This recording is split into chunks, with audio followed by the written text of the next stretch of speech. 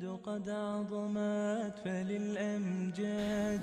this is why Karen Armstrong, I think, did such an extraordinary job in that book, A Prophet for Our Time, Muhammad, A Prophet for Our Time, because I think what Karen Armstrong, and she says this in the outset, that it was very disturbing to her to see the Prophet denigrated, the way he was being denigrated as a militant prophet, when she said, you know, this is a man who spent his entire life trying to solve the problem of human conflict. You know, this is what he was born into, a society of cycles of violence that were unending. He, right at the time that he was coming into adulthood, there had been a war that lasted 40 years over a horse race. You know, this was the Arabian Peninsula. 40 years over a horse race. And they even call it Harbu Dahis wa Ghabra. We even know the names of the horses between the Abs and the Dhibyan. 40 years. The man that started the war ended up becoming a monk because he said he could not bear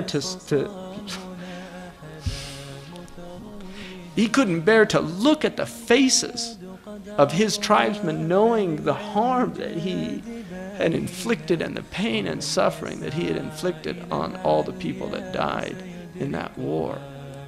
You know, Haram ibn Sinan, who's celebrated by Zuhair ibn Abi Sulma, the father of Ka'b ibn Zuhair, who praised the Prophet ﷺ. This is what the Arabs, this is what they were living.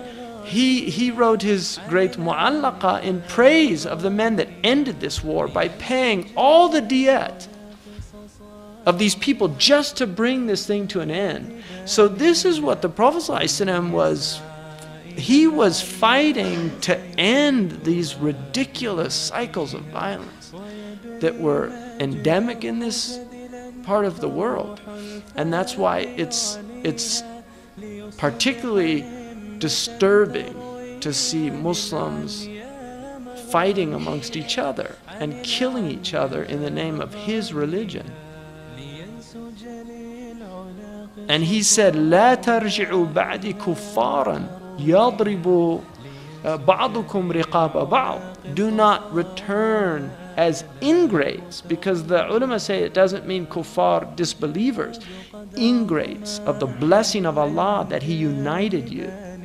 Don't become ingrates after this by striking the necks of one another. So it's important to know the Prophet ﷺ was not in any way a belligerent person. He was not militant by nature. He was actually quite the opposite. He was a very gentle person.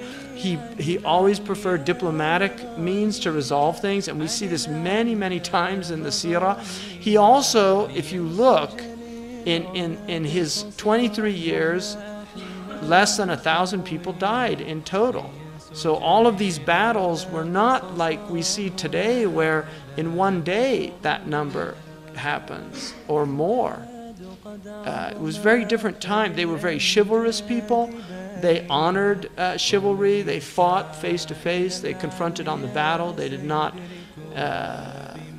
attack women and children. The Prophet ﷺ, when they found the dead woman, the Sahaba were looking at it and at this woman who had died in a battle, and the Prophet ﷺ asked what had happened, and Khalid ibn Walid, this was very late at Ta'if, Khalid ibn Walid had killed a woman, and the Prophet ﷺ said, go and tell Khalid, نهى رسول الله صلى الله عليه وسلم عن قتل النساء والأولاد والعسيف, that the Prophet ﷺ prohibited killing women, children, or servants, domestic servants. Now what that means in our language in modern times is non-combatants, because in the Arab world, the man, any man who was young, he had a sword and he was expected to defend like a militia.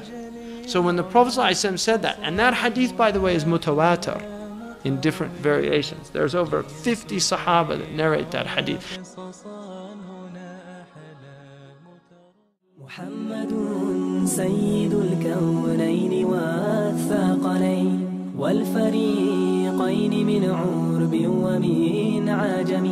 محمد سيد الكونين والثقلين والفريقين من عرب ومن